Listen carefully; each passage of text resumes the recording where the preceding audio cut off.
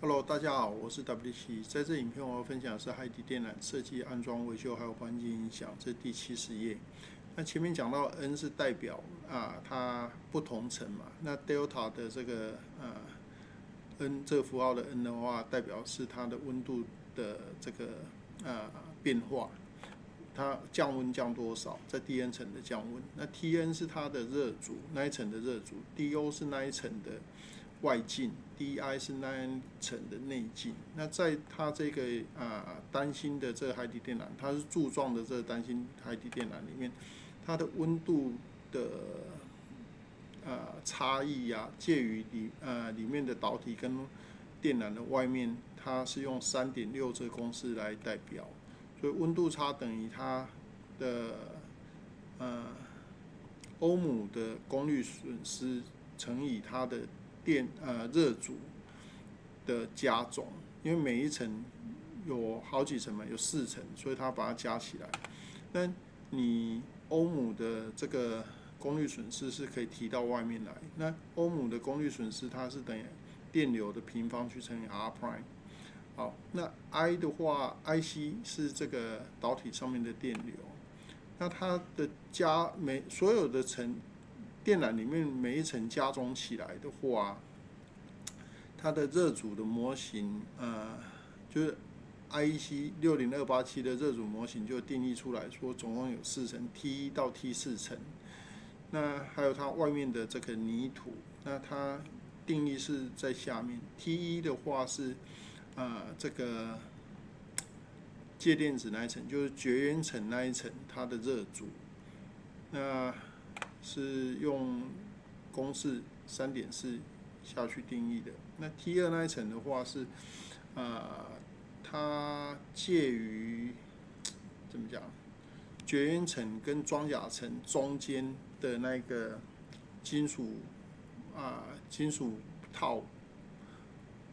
它的热阻。那这一层的话，也包含它里面杯顶那一层，在装甲层下面的那一个杯顶。那 T2 的话是等于 ρ T 除以2派乘以log 那个1加2T 平2T 除以 ds。那这里的2T 的话是指那一层的厚度 ，T2 啦，不是2T 啦，是 T2 是那一层的厚度。然后 ds 的话是它的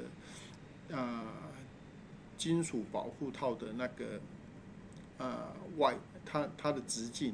它的外径。那这种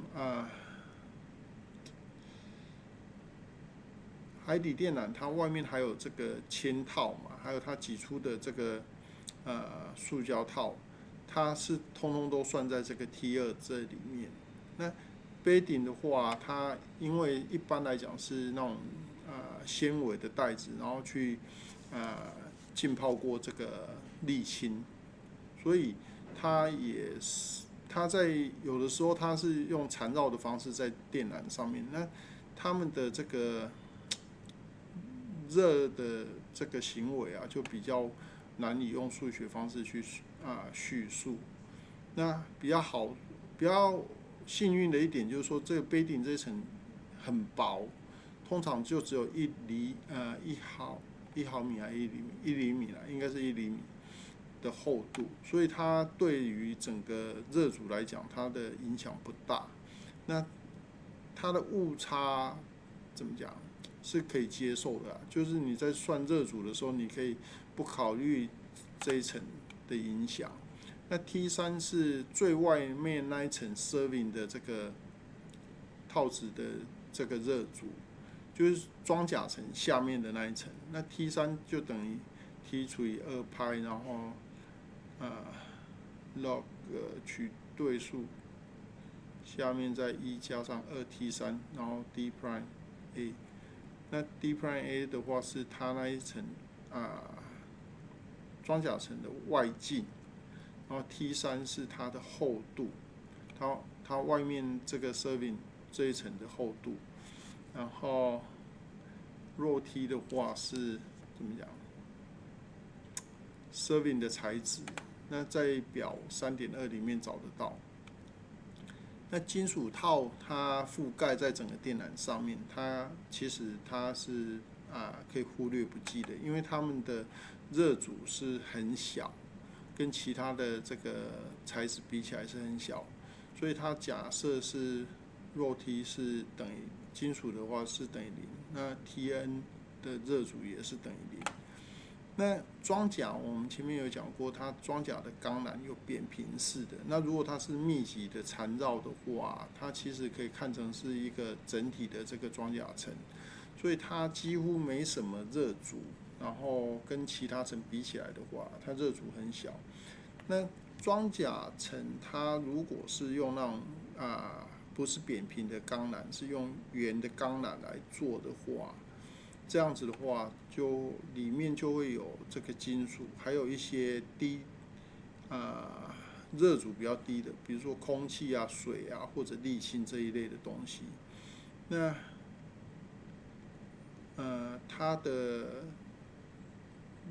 热阻会稍微高一点。那